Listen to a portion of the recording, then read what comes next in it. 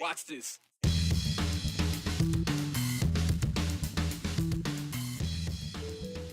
It's Friday. You know what that means? Time to end the week here on the 208. You cannot criminalize the status of being a homeless person who needs a place to sleep. Well, the Supreme Court says otherwise after a 6-3 ruling today that says Grants Pass can ticket people for sleeping outside. So what does that mean for Idaho? Idaho Health and Welfare got a new leader, and we got a chance to sit down with him to ask about his plans for the foster care system. Bees usually aren't people's favorite guests to have around, but for one Idaho man, he's made bees his hobby. I don't know how to say that. Now he's turning his passion for the pollinators into research. The United States Supreme Court dropped another decision today with Idaho ties. In a 6-3 ruling on Johnson versus Grants Pass, the conservative majority ruled in favor with the city of Grants Pass, Oregon. This means arresting or fining people for sleeping or camping on public property when shelters don't have a bed open is not considered cruel and unusual punishment and not a violation of the 8th Amendment. If you remember, the case started when the city of Grants Pass in southern Oregon, they fined people $295 for sleeping outside. In 2022, the United States Ninth Circuit Court of Appeals struck down that law, considering it cruel and unusual punishment. Grants Pass appealed to the Supreme Court, where they are now. Just overturned the decision, as we learned, and this has an impact in Oregon and here in the state of Idaho. In 2018, Idaho had a battle of its own in Martin v. Boise. The court determined people who are involuntarily homeless can't be punished for sleeping outside if they have nowhere to go. Now that the Supreme Court made this ruling, it reverses the decision made by the 9th District Court. So what does this mean for Idaho? Hunter Funk explains. What are the big cities going to do with people? The court doesn't answer that question. Howard Beladoff is a lawyer who represented Martin in the Martin versus Boise case in 2018. He says the Supreme Court's decision is taking a step backwards, putting the decision back into the hands of each city. They have to live somewhere. They have to be somewhere. They have to sleep somewhere. They have to stand or sit somewhere. That's the bottom line. Whether it's in Oregon or Idaho, cities can now implement their own laws to ticket or arrest people who are homeless for camping on public property. For Interfaith Sanctuary in Boise, the decision brings on even more pressures. We already don't have capacity. You know, there's not enough low barrier beds, there's not enough affordable housing, and so it's going to create a crisis on top of the crisis that we're already in. The Martin versus Boise ruling in 2018 said it was unconstitutional to ticket or arrest people who were homeless. This decision pushed Boise to find new solutions. I'm glad that Boise is along a path where they're trying to address that situation. And that's the real solution to this, no matter what they decide. Boise's mayor is reinforcing her stance in a statement saying, quote, "We take care of people. Criminalizing homelessness has never and will never solve the problems associated with homelessness. We must address the root causes with proven strategies." McLean went on to say the decision won't change the city's approach, planning to invest in permanent supportive housing. The Attorney General responded to the ruling, saying, quote, "Homeless camping has destroyed the vitality of these cities, fueled by the enabling policies of legalized drug and deprioritized mental health resources.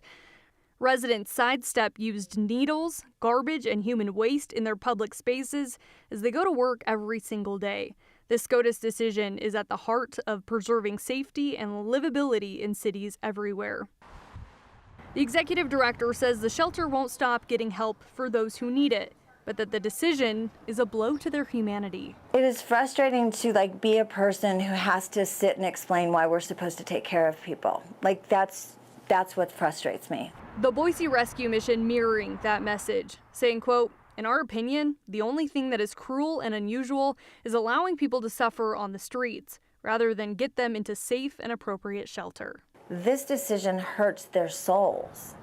This is a reflection on them. As they hear that this thing was overturned and that they're just all criminals now. If they're outside, if we didn't have space for them, if there was not a shelter that they qualified for, now I'm a criminal. And for the city of Boise, leaders say they plan to keep building up the resources for those who need food and a place to stay. I'm curious, Hunter, how does Interfaith plan to handle a possible influx of people? You could imagine people don't want to be criminals, so they'll want to all go inside. Right, and a lot of the surrounding cities, right, if they're going into Boise, you know, she had mentioned that they are building a 24-hour emergency facility, which should hopefully help in that. The bigger concern in that note, though, the budget. They're going to have to advocate to get more funding to kind of help that, so. We will see how the cards fall on this one and how it impacts places here in the city of Trees and across Idaho and the country. Hunter Funk reporting. Thank you, Hunter. Thank you. It is the beginning of a new chapter for Idaho's largest state agency, one that encompasses major state programs and budgets. The Department of Health and Welfare. Back in May, Governor Brad Little announced Alex Adams as the new director of the Idaho Department of Health and Welfare. Adams previously served as the administrator of the Division of Financial Management. He did that since 2019. And he steps into an agency that has been in the headlines in recent years. Major challenges that now need solving. This Sunday morning on Viewpoint, we get into the thick of it, and I wanted to share a few major thoughts right now.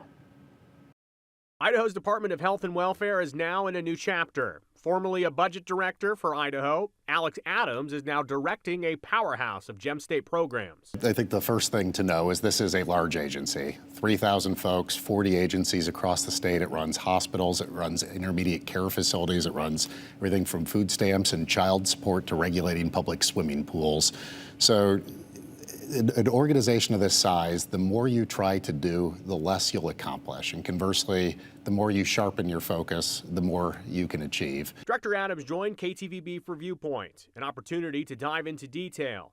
A focus, he says, our youngest Idahoans. We want to make a real difference for child welfare, improving child welfare outcomes, improving the foster care system, and making a difference for the children. I see that as where we can make the largest return on investment for Idaho for generations to come. Adams steps into a major story we have followed. Questions about $72 million for grants that were for school-age kids and programs, health and welfare spending. But a legislative audit found last year that there were holes in how those funds were distributed. Connects with beliefs that the grants were not handled carefully and resulted in reckless government spending. Outside of the required grant requirements, Interim Director Dean Cameron had submitted a corrective action plan. That plan did seem to be well received by members of the Joint Finance and Appropriation Committee. That is the committee that has oversight for the appropriate use of funds. And it did commit the department to doing many things, improving internal controls, improving internal training. A theme for that challenge and across the board for the director, showing Idahoans what is happening behind the scenes, deep in the paperwork. We need to welcome that and be more transparent and be more accountable. From day one, Adams and his team have tackled an uphill battle, improving Idaho's foster care system. As I started to prepare for this job, I met with foster families throughout the state, by phone, in their homes, over coffee. I talked to some of the legislators who have been in this fight for years and started putting together a list of ideas. Day one, minute one, I waived adoption fees through the department. If you're going to adopt a child out of the state's foster care system, I didn't want cost of home studies, of application fees to be the barrier. If you're willing to open your heart and open your home to one of these childs, I didn't want to be the barrier. I want to facilitate that. I do want us to increase the number of adoptions in Idaho, and I do want to speed time to permanency. Director Adams adds that they've also already simplified the licensure of foster families if you apply. There used to be a rule that said the department could only initiate action within 30 days. He changed it to 1 day, telling me the only reason it's 1 day is he didn't think he could get it to 30 seconds written in law. You can find our full conversation at 9 o'clock on Sunday morning right here on News Channel 7. Month of June is almost over, and that means the official Pride Month is coming to a close. And today, Idahoans gathered at the state capitol to honor the history of Pride at the Christopher Street Day celebration. Christopher Street is where the Stonewall Uprising began in New York City. In 1969, where members of the LGBTQ plus community and allies, they protested a police raid on the Stonewall Inn. Then on June 28, 1970, there was the first Pride March to honor the one-year anniversary of the Stonewall Uprising, and that is why Pride is in the month of June. Today, known as Christopher Street Day to celebrate the origins of Pride. In the city of Boise, organizers said that Christopher Day is a call to attention to LGBTQ plus civil and human rights. It's for everyone who is, a working class queer person who feels that they cannot be themselves purely by, just who they are. City of Boise celebrates Pride in September, so they say some of the history is lost because of that, which is why they tell us that Christopher Street Day is important. We got more of your top 208 headlines before you head out for the weekend on today's 411. Here's our Morgan Romero. The University of Idaho's possible acquisition of the University of Phoenix is still alive. The U of I extended the asset purchase agreement for University of Phoenix through June 10th of next year. This means legislators and stakeholders have more time to discuss the deal. The extension also allows other buyers to be considered. If the University of Phoenix entertains other offers, then U of I gets $5 million upon signing the extension agreement. U of I will get an additional $5 million if the deal isn't closed by June 30th of 2025. And if U of Phoenix sells to someone else, U of I will get $20 million in total. The historic John C. Rice House in Caldwell will finish its journey to its new location tomorrow. John C. Rice was an Idaho Supreme Court justice and a founding contributor to the College of Idaho. He built the Victorian-style house by the College of Idaho in 1895. The house is moving from its current spot at the corner of Oak and College to the corner of Kimball and Chicago. The first stage of the move will happen tomorrow morning between 9 and 11. The final stage is between midnight and 8 a.m. Sunday. Avoid parking along this route. Once the house is there, it'll be renovated and leased to first responders. Tomorrow, downtown Boise is hosting the 37th annual Twilight Criterium. The top U.S. pro women's and men's cycling teams join the best local and national amateur riders. The streets of downtown Boise are turned into a high-speed, high-stakes race course. The main event kicks off with an opening ceremony at 6 p.m. tomorrow in front of the Capitol. But there is a full day of events ahead of that. For more details, check out our story on ktvb.com. And that's your 411 on the 208 on this Friday. I'm Morgan Romero.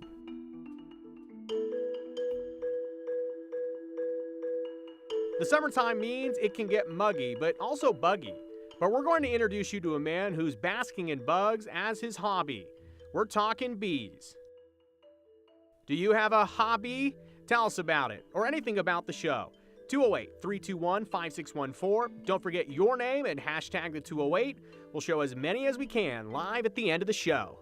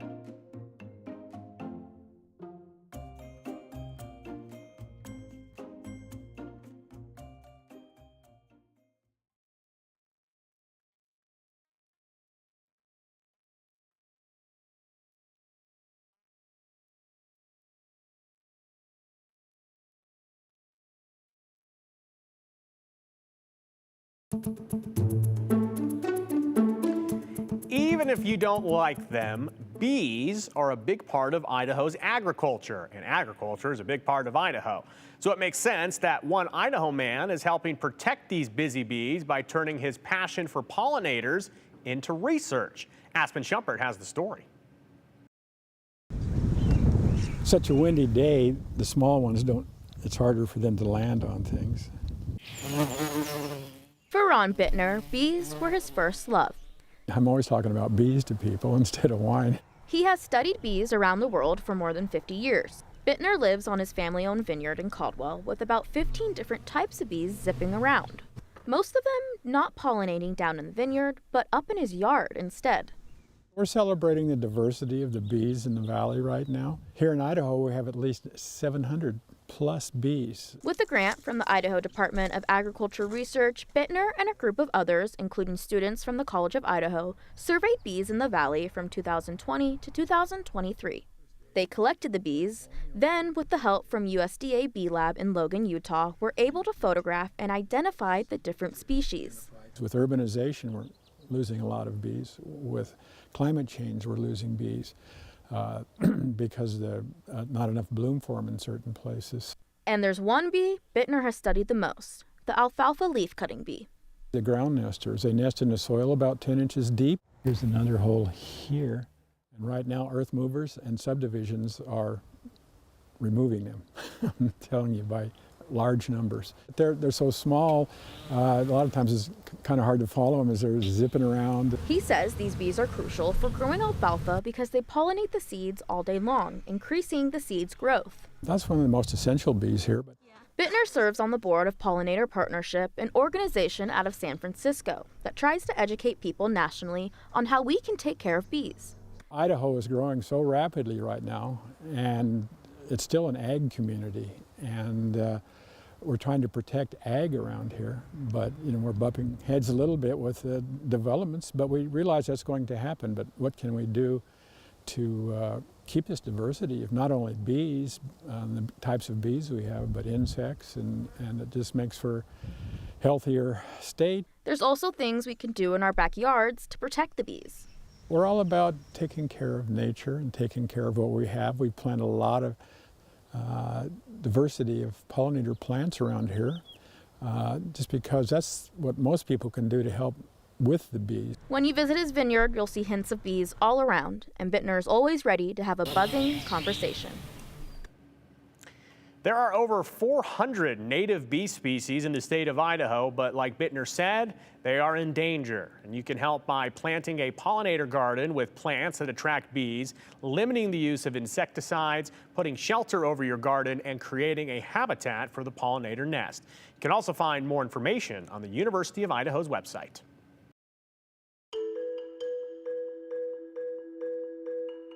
Our 208 viewers come in all shapes, sizes, and ages. And one of our youngest fans, he came in to see what goes on behind the scenes. We'll introduce you to Henry. You know what time it is. Time to text 208-321-5614. Send us your name, hashtag the 208, and whatever message you got for us. We will get to these live at the end of the show.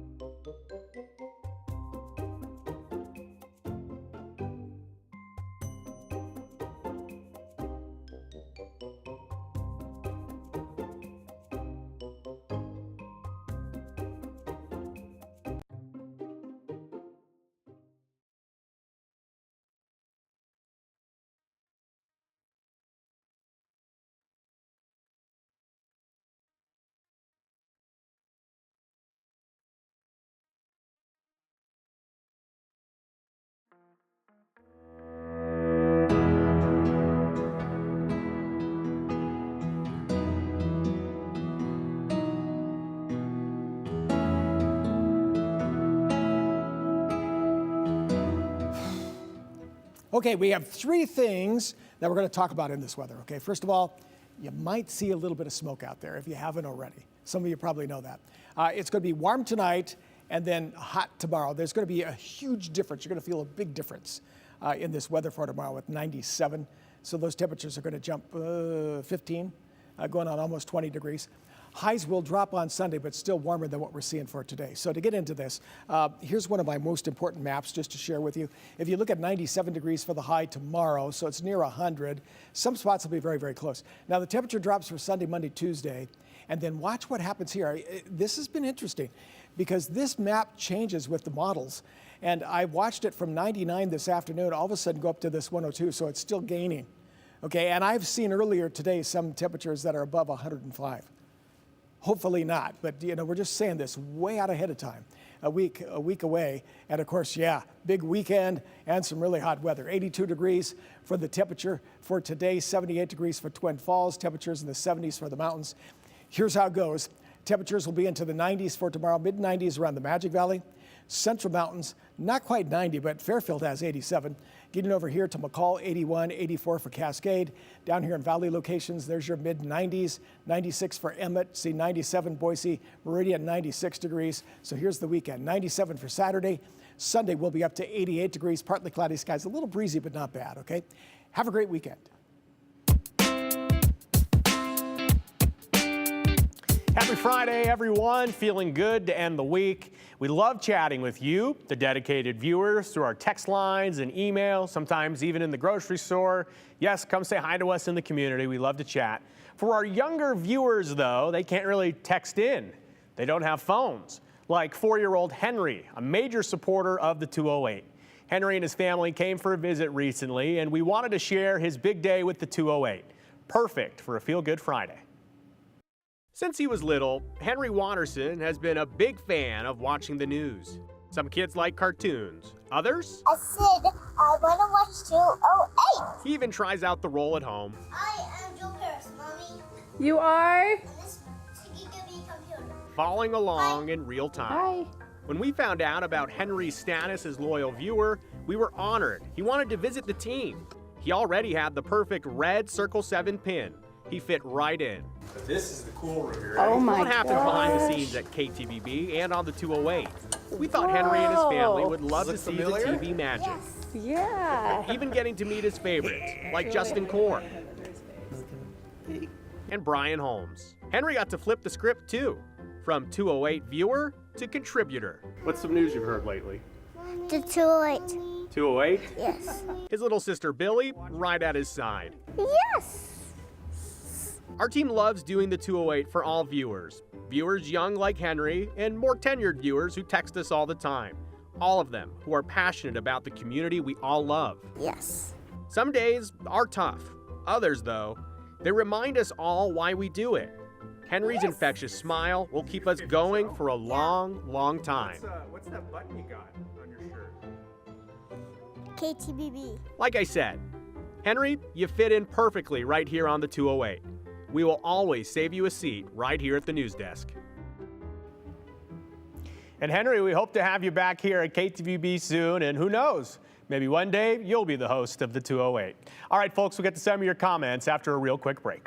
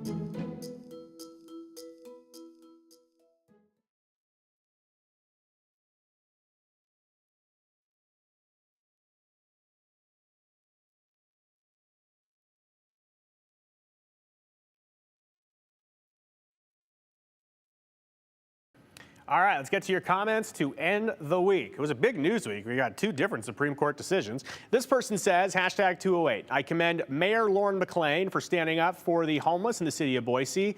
The real question is, how are other cities going to handle this, especially cities like Seattle, Portland, San Francisco, and Los Angeles, and if they choose to enforce the new ruling that could affect Boise? This is a great question. I am very interested to see how this all goes down. There's a lot that goes into these types of decisions, so we will find out together. And I'm going to be honest, we have a new comment section here. There we go. I got it to the next one. Okay, this person says, couldn't people allow homeless persons to camp on their lawns? Then they wouldn't be on public property. That's a very good point. That is true. We will see. This person says, thanks for your focus on bees, on Ron Bittner. He's a treasure for us in Idaho. He absolutely is. Ron, we love talking with you. Hashtag Henry at the 208. Henry, you made me smile and made my day. Andrea in Meridian. Henry, you made everyone's day. Thanks, Bud, for stopping by. Folks, we'll see you next week.